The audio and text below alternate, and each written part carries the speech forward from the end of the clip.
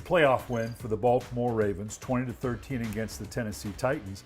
And the great thing is they removed two bugaboos, okay? Can't come from behind. Well, they were 10 points down, they came back.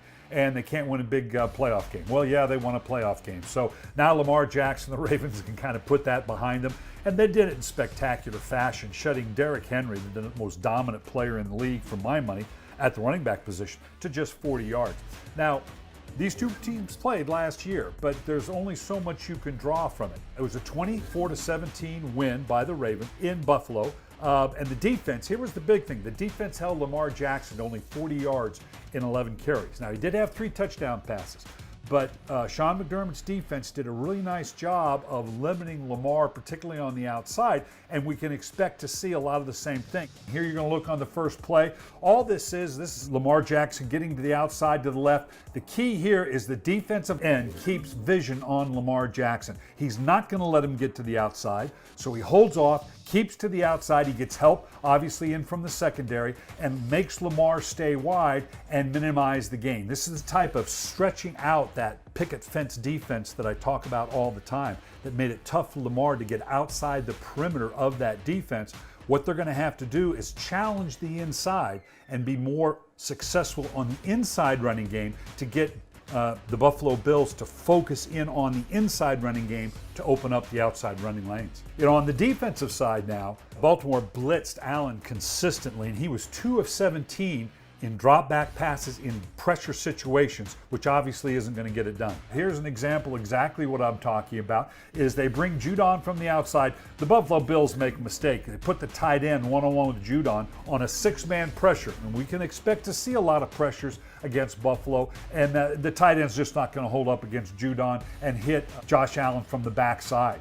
Now, keep in mind now, this is a different Josh Allen. This is a different Buffalo Bills team. He has so many more options. Stephon Diggs has been spectacular. He had 128 yards last week against the Indianapolis Colts. So this is going to be a little bit different. Here's an example of what we're talking about. Yeah, you can pressure Josh Allen, as you can see in the Indianapolis game, but he recognizes the pressure. He knows he can handle it. He knows he's got the right protectors. And look at this throw to Diggs on the outside. There's not 4 or 5 guys in the league that can make this kind of throw a little bit late with this kind of accuracy to the back corner of the end zone. The Ravens defense did a nice job adjusting to A.J. Brown after he hit them early in the first quarter, and they're going to have to be very focused on doing the same type of adjusting, because it's not just Diggs, as we said. Cole Beasley's had an outstanding year, and they're going to have to adjust to him. You can see here against the game last week, Allen, when he sees that everything is shut off down the field, he sees Beasley on the right side on an important 3rd and 8 and delivers the ball very readily, and Beasley converts on 3rd and 8.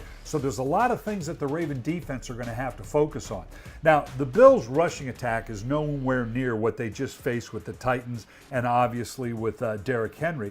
But they do have a unique situation where the running of Josh Allen is something they're going to have to account for. He was the leading rusher in their game against Indianapolis, and you can see here, they do it in just a very basic zone read. You're going to see he fakes to the inside, he gets to the edge. He's got both the speed and the size that the Ravens are going to have to adjust to, particularly down in the red zone and on the goal line, because he was their leading rusher last week. And then, of course, it was great to see Hollywood Brown get cranked up, had 108 yards receiving on the day.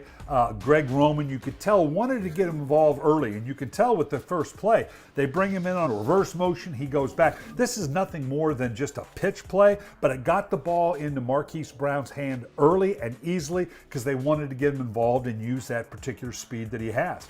And then obviously in the passing game, Lamar, if he can hit, this is just a simple out route. What was one of the things we hear about Lamar Jackson? He can't throw outside the numbers. This is just one-on-one when he sees off coverage. He hits Hollywood Brown on a nothing more than a deep out.